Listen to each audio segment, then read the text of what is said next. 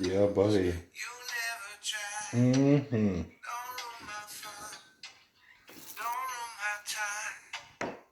Just because you've never tried.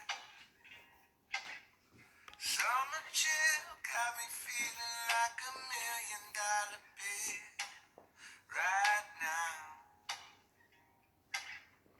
Time to kill, I'll be up on the hill with a funny cigarette and a smile.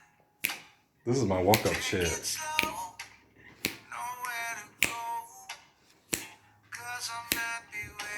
Bob Saget. Snap these fingers, motherfucker.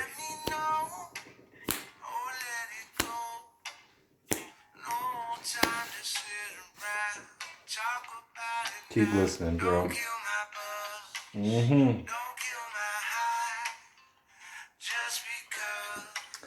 You never tried. Don't kill my buzz.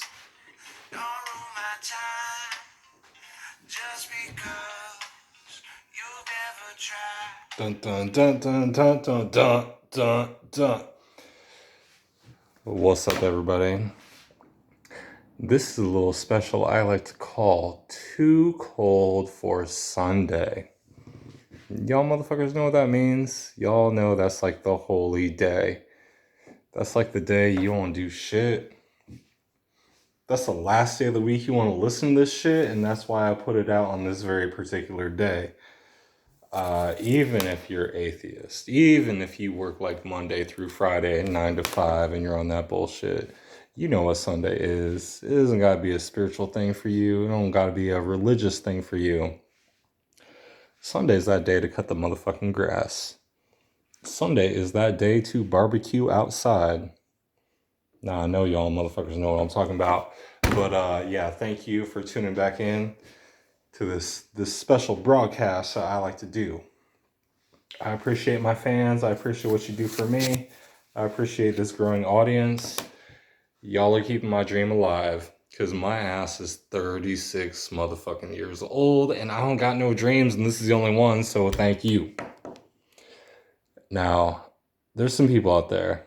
There's some very special people that support this shit. That listen to every single one. I gotta throw my first shout out to my bros at the Under the Influence Stories podcast. So I've been on this thing like 2 times. I've listened to like 10 episodes. These motherfuckers are hilarious. Devin, Josh, y'all motherfuckers keep doing what you do. Devin, don't be pissed off at me because I called you a Democrat last weekend. And Josh, bro, like the thing I've been needing to say to you, man, I come on your guys' pod and you like, man, your ass might as well be Kyrie Irving on 2K. Like, dribble that shit up, go around that screen.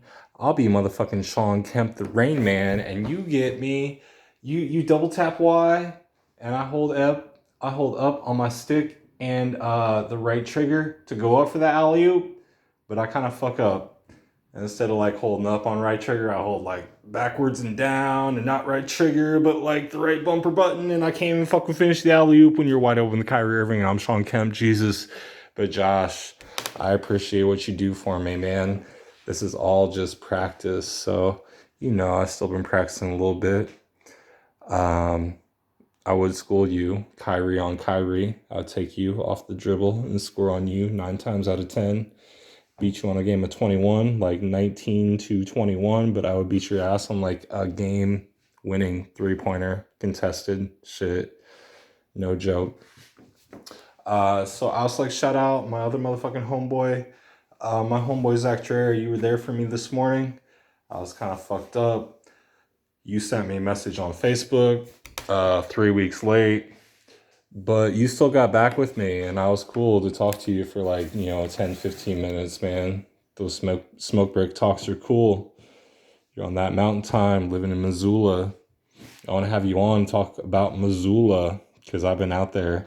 If y'all motherfuckers haven't been to Montana, like we're talking Western Montana specifically, like my favorite place in Western Montana is Bozeman.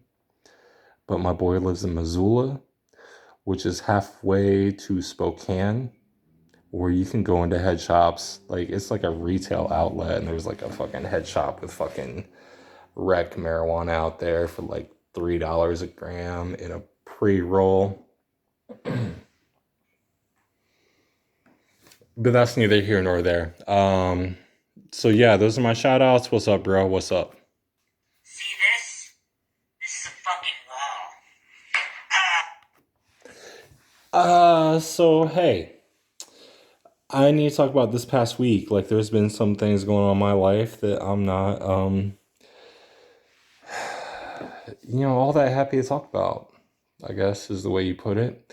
Like, I wake up every morning and I hop on the fucking social media shit. But I got this real bad addiction to this motherfucking social platform called Pinterest. Um, so most dudes aren't on Pinterest, I understand, and there's like no chicks that listen to this because I'm a fucking loser, which is cool. But for my dudes out there listening still, because I know it's been a hard couple opening minutes, but we're cool. If you happen to develop a motherfucking Pinterest addiction, like, your backyard is gonna be fucked up, your front yard is gonna be fucked up. You're gonna be trying to build like built-in cabinets inside your house. Like, so I'm just gonna say, like, you probably shouldn't get on that. I'm sorry I'm on it. My wife's yelling at me. She's like, what the fuck is all this construction material doing out there? Whatever the fuck plans you got out there are gonna look like shit. And it's probably true because these motherfuckers on Pinterest, like, they're like professionals. I'm like an amateur. I'm just looking at pictures thinking I do some shit just as good as them because I got an ego like the size of my fucking balls hanging to my dick down to my ankles.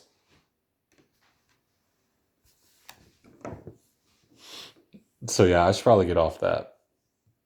I mean, right now I'm trying to build this like fire pit bench I saw on there. Like, it's like I'm on I'm past week one of getting started. And I need more wood and more nails. I need some exterior paint and like some fucking wood sealer and who knows what the fuck else. I need a better fucking saw. I need one that actually cuts angles. I probably need to measure things and probably be on a flat surface. I have none of those things going for me, but I'm trying to do this fucking Pinterest project. If you don't got the tools for it, probably just stay away. That's like my advice for you. So yeah, in the fucking world of what I really enjoy to like plaster myself in is the world of the NBA. Like, I fucking love the games. I always start off saying that. Like, if you don't watch the games in the NBA, you're not an NBA fan. Like, I get the storyline, the narrative's cool. Like, key moments during the season are cool. The playoffs are cool. Um, Man, I watch Summer League and like bet on it and shit.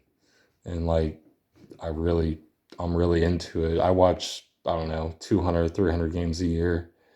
If there's a game on ESPN, um, TNT, I'm definitely watching it, which this past season has been like 10 games a week on those two channels, even since like Summer League. Like, there was some hype behind this very particular season, 2019, 2020. We'll see if we fucking get to end it. We'll see if Zion gets in the playoffs. We'll see what fucking Adam Silver has to do with this playoff bid shit. I think he's gonna get his play in tourney. Like, from day one, like literally 30 seconds after Rudy Gobert ran out onto the court, then a doctor ran out after him and said we have to shut the NBA down. I tweeted at Ryan Russillo and Bill Simmons and I said, hey, Adam Silver's getting his play in tournament. I got no responses, no likes, no like feedback, but that shit is gonna age well because Adam Silva is getting his motherfucking play in tourney this year, which will lead to the mid-season tourney where the motherfucking Atlanta Hawks will win like the next 12 championships in the mid-season tourney because they can't win shit else, but that's neither here nor there. What up, Trae Young? What up, all 12 other motherfuckers on that team? I don't know. Who the fuck is on that team? I don't fucking know. And I love the NBA. I don't even fucking know who they got on their team. I sound like Charles fucking Narkley. I guess the other thing going on in the NBA right now is this Last Dance documentary with Michael Jordan, 97-98 season. He held the footage for like 23 years and released it because he was scared when LeBron James won his title in Cleveland. Y'all motherfuckers, remember that? Michael Jordan gave the okay when LeBron James won his title in Cleveland because he was kind of scared of being taken away from that GOAT stigma. But I've already talked about this. Come find me. Check me out under the Influence Stories. Watch the first 5 minutes of like episode 9. I don't know. Search my name. You'll find it.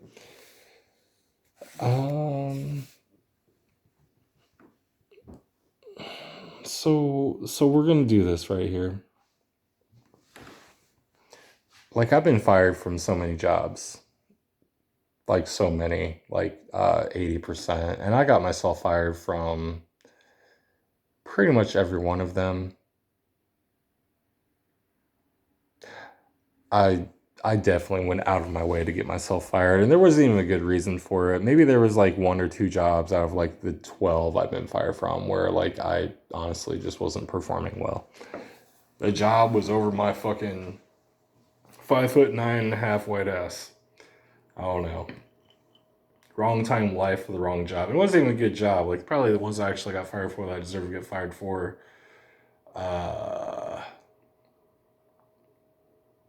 Now looking back, I just put up my boss's shit and I was like a scapegoat. So like, fuck that. I had no respect for either one of those bosses. So I don't know. Put it how you want. But I had this job. It was probably the funnest job I ever had. So I worked for this store. It was called Lids. We sell hats at Lids. We're located in malls all across America. 900 and some malls. $100 million a year in hats sold. Like, we were fucking balling, right? And I was a store manager. In Fort Wayne, a little bit more background, Lids started in Kokomo, the Kokomo Mall, which I don't even know if it still exists, but 2 best friends, they started up there. They progressed throughout southern and northern Indiana. Fort Wayne, Indiana, in Glenbrook Mall was the number 7th store they ever opened up. So I was store 7, 007. What's up, Glenbrook Mall? They've been there. Like, since we were kids, like I said, I'm 36, so like, I remember it being there when I was like 5 years old, 8 years old, I don't know. Same spot, downstairs. There used to be an ice rink up in that shit. And there was a merry-go-round. Now there's like a fucking shoe store and a food court or whatever. But when I got hired on, like, they sent me up to training. They sent me a couple places. They sent me down to Indy for training with like their corporate stores for a minute, and they sent me up to Mishawaka with like another bigger store. And I know what I was getting myself into, man. I knew I always shopped at the store, and I knew they had cool hats. They had like the MLB, like Authentics. They had Snaps. They had like all that Monster or DC shoes or like Etnies hats, fucking Kangles, blank hats to get stitched. They had all that shit, man. Like, you walk in that store with $50, you're like king of the world. Like, what store in the mall can you walk in with $50 and get like 3, 4, 5 badass things, or maybe just one super badass thing? There's not many in the fucking mall. Like, this place was lit. So they sent me up to Mishawaka, and I meet with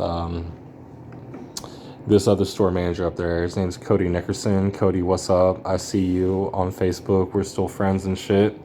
Thank you for that tip. About 2 weeks ago, about the Michigan militia being complete bullshit. Always has been, always will be. A little background on Cody. Cody's a cool motherfucker. He's a West Michigander. He's got guns, he hunts, and he's always hanging around with hot bitches. I appreciate your post on Facebook, Cody. You always got hot bitches with you. It's cool. Check them out. I'm like, yeah, Cody, go get those hot bitches. So my point is, this motherfucker's no bitch. And I go up there, I go train with him. I never met him, but I meet him the first day, and like, we open up the store at 10 a.m. and whatnot. And, Cody kind of taught me the ropes. Like, customer would walk in, be one of his regulars, one of the dudes that like comes in there, once, twice a month, spend some money on some hats. And like Cody be like, he see the dude come in, and like he wouldn't even like prep me for it. He just like go like he was training me, but he wouldn't prep me for what he's about to do. So I'm like sitting here in suspense. And this motherfucker, like he sit back, he be in the zone, he be in a medium warm zone, not the hot zone, not the cold zone, and definitely not hanging out behind the register because managers never did that shit at Lids. But he be in like a medium warm zone. Let this motherfucker walk in. Let this motherfucker start the conversation.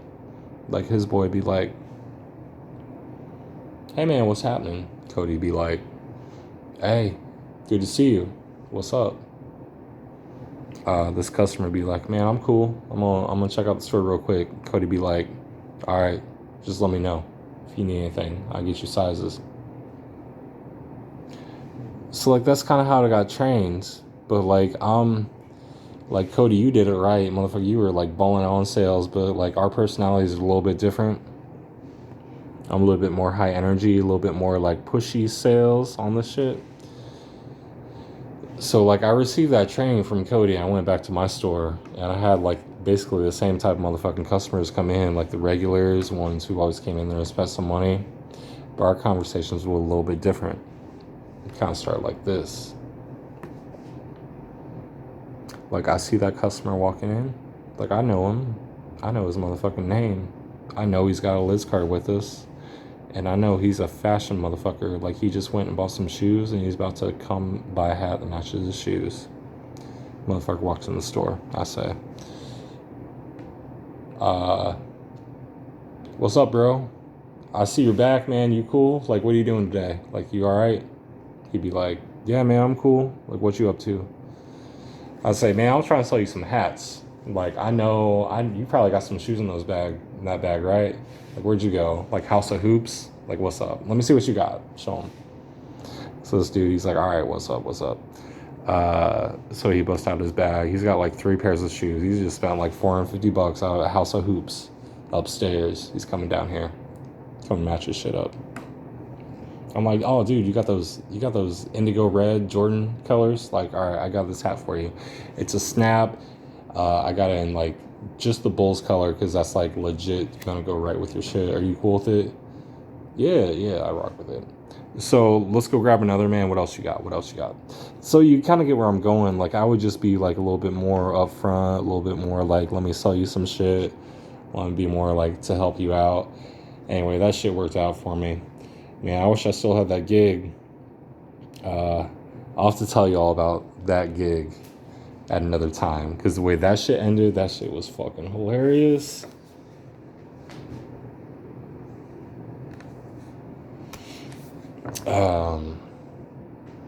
See, I want to get into something like, so we all got our vices, right? Like right now, like I'm chain smoking some Marlboro fucking menthol 100s, drinking my motherfucking whiskey tonight, not bourbon. I got the wrong shit at the liquor store because I got this thing where you gotta like stand outside and order outside. You can't pick your own shit. And then if you tell a motherfucker what you want and he's gone for 5 minutes, walks through the store, comes back to the outside, brings you the wrong shit, I mean, you got to be some sort of asshole to be like, "Oh, no, bro, I didn't want the whiskey. I wanted the bourbon." So that's how I'm on the whiskey tonight. It's all right. Same brand. This is fucking twice as much in cost, though. I'm from paying like $30 for the bourbon to like 42 for the whiskey, but whatever. Just let that shit happen. Let it slide. But yeah, so like these sort of things that I do, man, they've kind of like brought some strife in my life. Like I wish I had my boy Dan Lehman on here because I want to tell the Dan. I want to tell 2 stories with Owen Fott and Dan motherfucking Lehman. I want to tell the how we almost died at Owen's TA story, and I also want to tell how the Owen and Dan Lehman both got arrested for public intox. Dan Lehman's public intox got thrown out in court, but Owen's got not thrown out in court. I so want to tell that fucking story.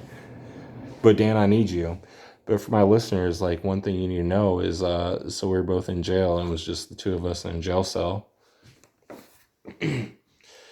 They wouldn't let me go out to the bathroom. I don't even know if I asked, but I really had to go at this point. And we're in a cell. They had a motherfucking, they had a drain in the middle of the room. Like, my level of fucks were gone. I just pulled out my dick and I pissed right in the middle of the fucking drain in the middle of this jail cell. I don't even know if I was supposed to. I don't even know if I should have asked or not. I was on camera. That may have been while my public intox did not get thrown out. But like I said, we'll discuss that. I need Dan on the call straight up before we go into that anymore.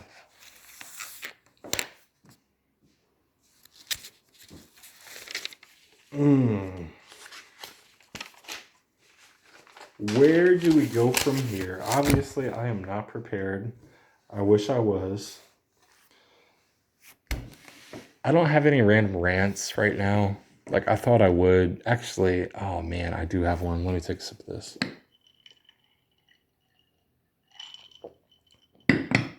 So I was on Instagram like earlier today, and there was this post. It was talking about what is your significant other doing during these harsh times of COVID that's really pissing you off? And I learned that my phone is not allowed to record and also allow me to look at the images I took, because I screenshot this shit because I wanted to see what the fuck I was going to talk about. But basically, like, what? Yeah, let me know. Like, tell me, call me, email me, fucking message me. Tell me, what is your motherfucking significant other doing that's pissing you the fuck off? And trust me, mine's pissing me off more than yours. I'll put money on it. $100 bills, y'all. Like, smack them down on the table. I guarantee you, I don't care what y'all send to me, I got a better response on why my significant other is pissing me off more than yours. Hit me up next week. Let me know. We'll play that game. But yeah, I got hundreds. I might have 10 hundreds I could throw down on this table. Give me 10 listeners that can outdo me on what I got to go through every week. Man, that don't fucking exist. Let me play a song for you. Let me take a little bathroom break, but keep you entertained.